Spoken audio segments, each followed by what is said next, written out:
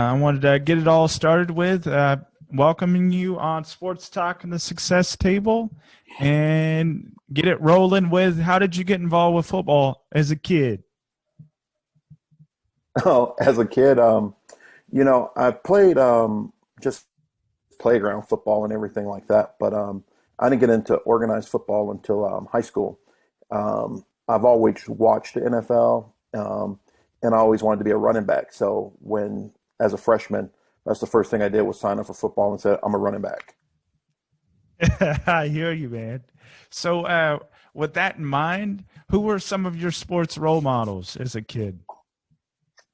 Um, for me, like I said, it was the running backs. I love running backs like Walter Payton, Eric Dickerson, OJ, just to name a few. But the my main role models were more like Robin Yount from the Milwaukee Brewers, and that team, and James Lofton, John Jefferson from the Packers, and some of the Milwaukee Bucks. Watching those guys in your hometown, you looked up to them, and seeing them do stuff in the community. Like Robin Yount did a lot of stuff, and I actually met him and told him, how much I appreciated him and respected him as a kid. And he was like surprised because I told him I was an NFL athlete. And he goes, no athlete's ever said anything like that to me. I'm like, well, I grew up in a city that wasn't the greatest of cities. And you guys did a lot of stuff and kept me on the straight and narrow. Definitely. So, scrolling it forward for you, the NFL process or the transition, what was difficult about the process for you personally? Well, I think for any player, the difficult process is just getting there. You go through and you work hard, and not going to a Division I school, say like in Alabama, where these kids are looked at. I'm at a Division II school in the upper part of Michigan that no one's really heard of. So will a scout notice me? Will a scout get to me? So that's the difficult part, is that you just don't know. And it becomes word of mouth and other coaches looking out for you. And, today technology is so much better. It's easier to get stuff out there and to be seen and recognized. So for me, it was just, it was just, you just don't know at a small school. Definitely.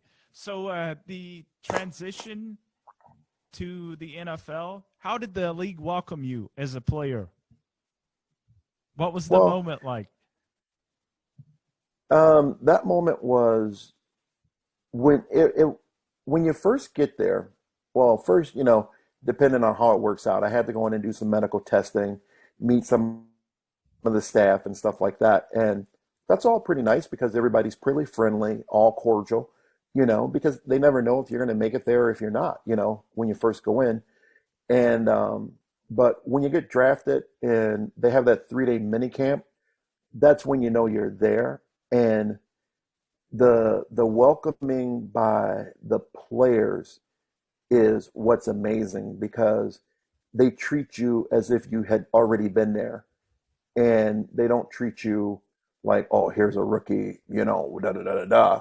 It's one of those things where it's like open arms, and they help you. And it was good for me because it formed me in how I help younger guys later in my career, So the linebacker group was absolutely amazing, how they just opened their arms. And like for me, the first weekend, it snowed. And of course, we go there, they only give you shorts and stuff like that. So I got veterans giving me, pullovers and stuff like that. So it was like one of those things. It's like, hey, you're here, we're going to help you. Definitely. So, scrolling it forward for you, when you hung your pads up for the last time, life after football, how Mhm. have you applied the trials and tribulations of the game to your personal life? Oh, I mean, it's about hard work and discipline, when you're in the league. Everything is hard work and discipline. And so throughout life, that's what I do. Everything I'm going to do is I'm going to work hard at it, and I'm going to be disciplined about it.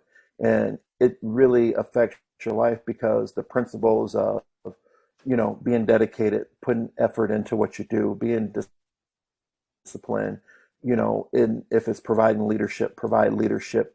It's so many things that it just carries over into life. Even in coaching high school football, we tell the kids, what we're trying to do is we're trying to make you better young men, not boys, but young men, better people in society, better students, and better family members. No, you don't want to get up at 5 o'clock in the morning to come to practice, but guess what? One day you're going to have a job in the real world and you're going to have to get up at 5 o'clock in the morning.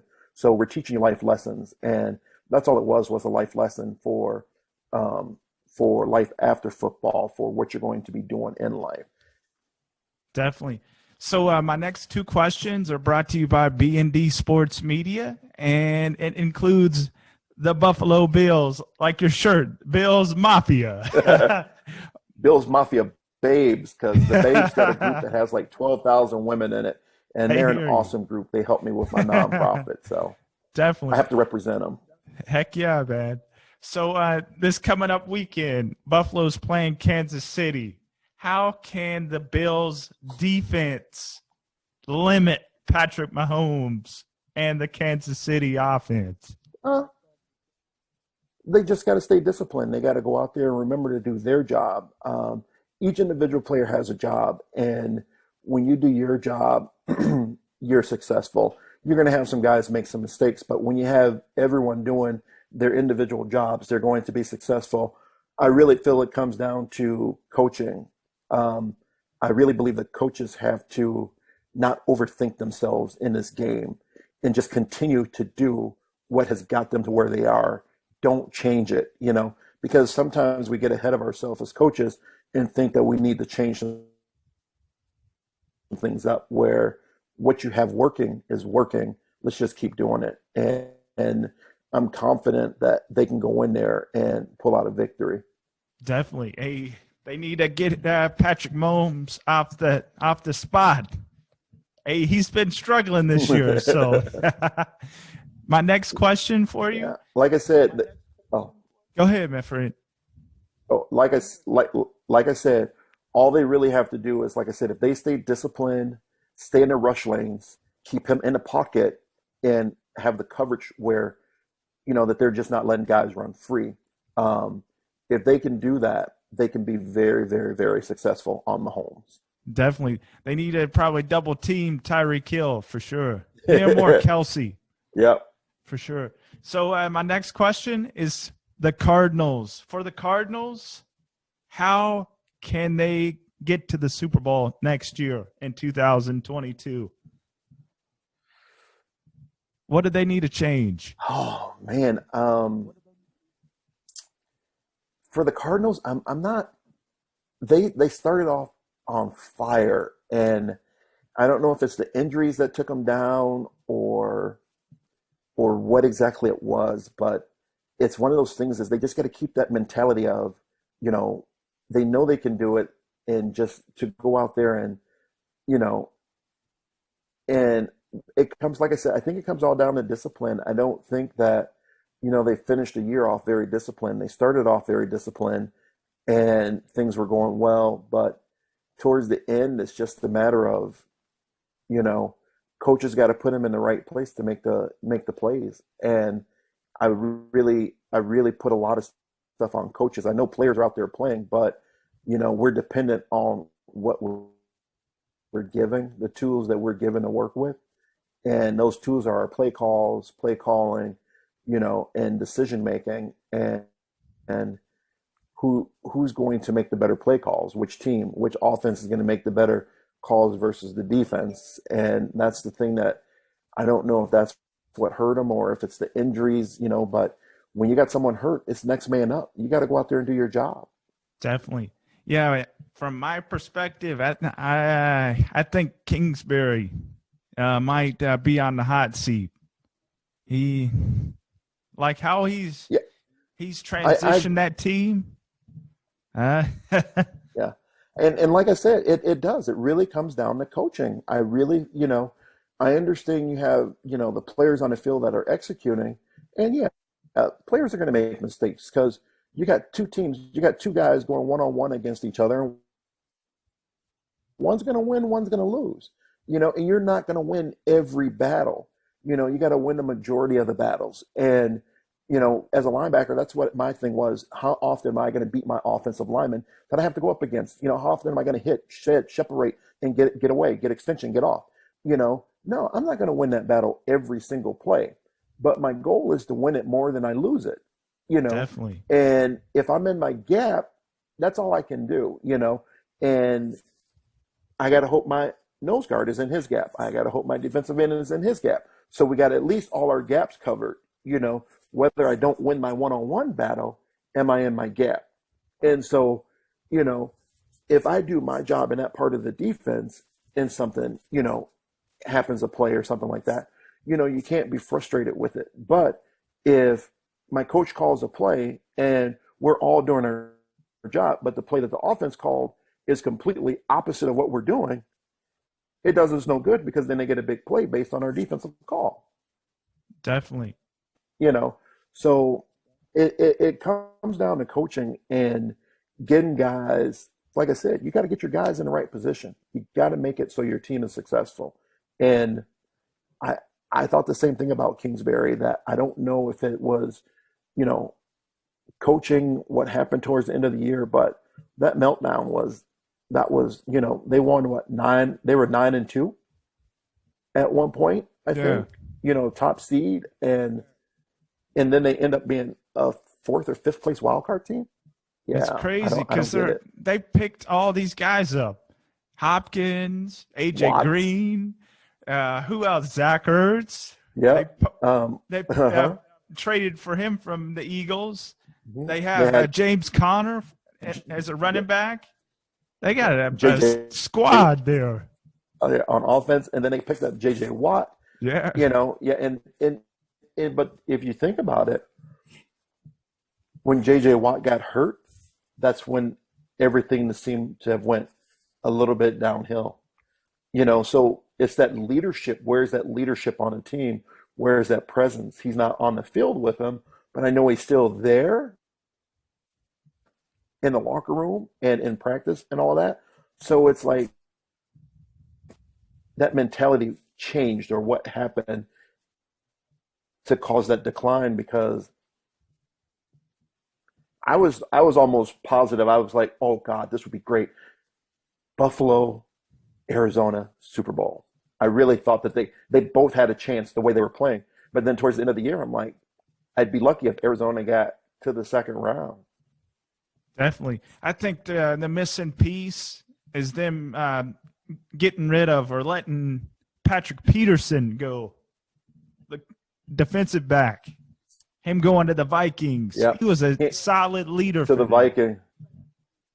Solid leader. And you know, I know it comes down to money and stuff like that. But you know, it's like one of those things. If you can keep a team together, I'm going to give you a great example.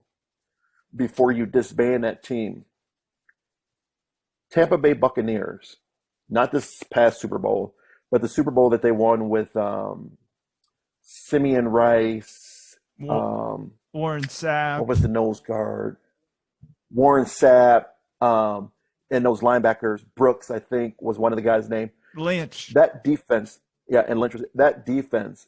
If you think about this here, they built that defense, and that defense was solid. That defense did not disband or break up until after the Super Bowl. They got all their pieces together, they kept them together, and they built on it. And once they won a Super Bowl, then they really couldn't. I don't know about their salary cap and where they were, but that's when they started to lose guys. But before that, no. That's what you do. You build that defense, you build that offense, and you try to keep them together and add pieces to it to make you successful. I think that it's a credit to Tony Dungy, too. That's his philosophy. Yep. Hands down. Yep, you do that. And like you look at the Cardinals, look at how long they kept Larry Fitzgerald here. Great receiver. Nothing against him. Great receiver. But how come they didn't keep Anquan Bolden and build that from that? Those two receivers working together for all those years, phenomenal. Think about that. Sure. If they could have kept him here and then brought other pieces in, can you imagine how successful, you know? But it becomes a numbers thing and stuff like that. I understand that, but sometimes you got to pay these guys what they're worth, and you got to keep those teams together and figure out a way to keep them together. You got money, people. You got people who count numbers. Get it. Figure it out. Let's get it done. Definitely. That's how Tampa was able to keep all their players in the offseason, Yeah. pushing that money forward. Yeah. You know how they all signing bonuses, guarantees. Mm-hmm. Yeah. They know how to do it. And, the league's changing today because, the cap is, of course, getting bigger and stuff like that. And they're offering more guarantees, which they really didn't offer before, which is a bonus for the players, which, I think is a good thing. And so now they're able to manage a little bit differently than they did in the past, but it's one of those things that teams can do a lot more now in today to keep teams together. And that's what they should do. And that's what you should do. Definitely. Well, Mark, I will leave you on this question. Where can my audience find you on social media? I'm at Help One Foundation for my nonprofit. And it's HELP, the number one, and then foundation, FOUNDATION. And I'm on Facebook under Mark Maddox, or I have a Facebook group called it's called Mafia Nation. Yeah. Is it Bill's Mafia Nation or Mafia Nation? Is one of them. I'm unsure because I'm not on. I'm on, but I'm not on. I'm trying to get more into Twitter, but it's like a full-time job trying to figure it out.